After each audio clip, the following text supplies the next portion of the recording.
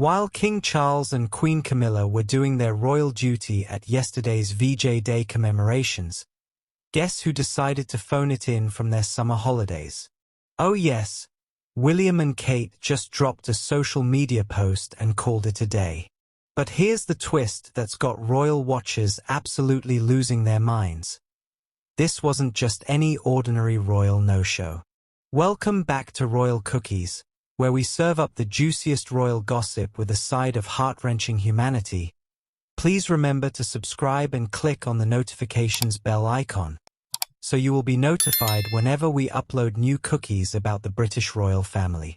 This is about the 80th anniversary of victory over Japan Day, one of the most significant dates in British history, and our future king and queen are, where exactly? Grab your tea and your most judgmental expression because we're about to dive into the story that's got royal fans questioning everything they thought they knew about the Wales work ethic. So here's what actually happened, and trust me, it's messier than it first appears. Yesterday marked the 80th anniversary of VJ Day. That's Victory over Japan Day for those who skipped history class. And while King Charles, Queen Camilla, and other senior royals attended the official commemorations, William and Kate were notably absent from the actual ceremonies. But, and here's where it gets interesting, the Prince and Princess of Wales did post a personal message on social media, remembering the courage, sacrifice, and resilience of all who served, sharing this rare message directly to their followers during what's supposed to be their summer break. Now, this might sound like a perfectly reasonable compromise, right? Wrong. Because the royal protocol doesn't work like your average Instagram account, and royal fans have opinions. Oh boy, do they have opinions. Look, let's be fair for about 30 seconds here. The Prince and Princess of Wales are officially on their summer break, and they actually interrupted that break to commemorate those who served in the Asia-Pacific 80 years ago during World War II. Kate's been through an absolute marathon this year with her health challenges. And frankly, anyone who's been through what she has deserves a proper break. William and Kate have always been the more normal royals. The ones who actually take proper holidays with their kids, who don't think a quick wave from a car window counts as quality time with George, Charlotte, and Louis. They're probably somewhere lovely, doing actual family things, like arguing over board games and sunscreen application.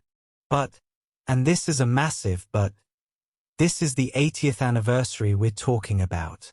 This isn't just any commemoration. This is likely the last major milestone where we'll have surviving veterans from World War II present. The royals came together to honor the British and Commonwealth troops who fought in World War II. But Prince William and Kate were notably absent.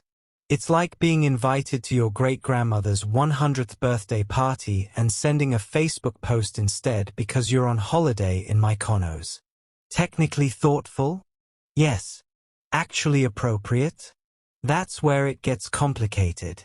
Oh, Royal Cookies family. The internet has absolutely erupted. Royal fans are claiming all is not well in the House of Windsor, and frankly aren't impressed with their work ethic. The comment sections are more brutal than a Gordon Ramsay kitchen inspection. Here's the thing that's really got people wound up. This isn't happening in a vacuum. We've had months of speculation about William and Kate's work-life balance, with some critics already questioning whether they're pulling their weight compared to other senior royals. And now, when there's a genuinely significant historical moment, they've chosen the sofa over the ceremony.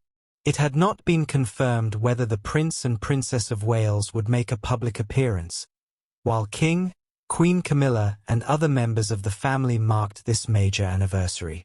But here's the kicker. The silence around their attendance was deafening. Usually, if senior royals can't attend something this significant, there's a clear explanation: illness, prior commitments, or overseas duties. Instead, we got nothing. Just a social media post that, let's be honest, probably took someone in their communications team about 15 minutes to craft. Meanwhile, Charles, who's literally been fighting cancer this year, managed to show up and do his duty. The optics are absolutely dreadful. It's like the royal equivalent of calling in sick to work and then posting Instagram stories from a music festival. Technically, they didn't lie about being busy with family commitments. But come on. Right, let's talk about what's really happening here. Because this VJ Day situation is just the tip of the iceberg. We're watching the future of the monarchy play out in real time. And it's not necessarily the future everyone expected. William and Kate have always positioned themselves as the modern royals, the ones who prioritize mental health, family time, and work-life balance. And honestly, in many ways, that's exactly what the monarchy needs to survive the 21st century. Young people don't want to see royals who sacrifice everything for duty. They want to see people who actually seem human. But here's the paradox that's tearing royal watchers apart. The very things that make William and Kate relatable are the same things that make people question their commitment to royal duty. It's like they're stuck between being accessible Instagram parents and being the solemn, duty-bound royals their grandmother expected them to be. Kate and William shared a special message about courage and sacrifice during their summer break, which actually shows they do understand the significance of the day. They're not completely tone-deaf. But the execution? The optics? Absolutely catastrophic. And this is where it gets really interesting. Because this might actually be intentional. Think about it.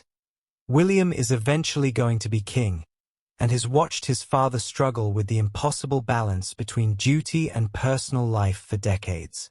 Maybe this is his way of setting boundaries early, of saying I will serve, but I will also be a present father and supportive husband.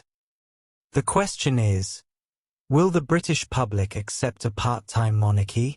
Because that's essentially what we're looking at here. Drop your thoughts in the comments below.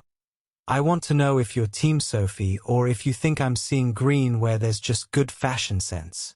If you're obsessed with royal strategy and environmental impact like I am, make sure you're subscribed to Royal Cookies because we're serving up the most sustainable royal content on YouTube. And remember, in a world full of fast fashion and royal scandals, sometimes the most revolutionary thing you can do is wear your values on your sleeve, preferably in a gorgeous shade of green.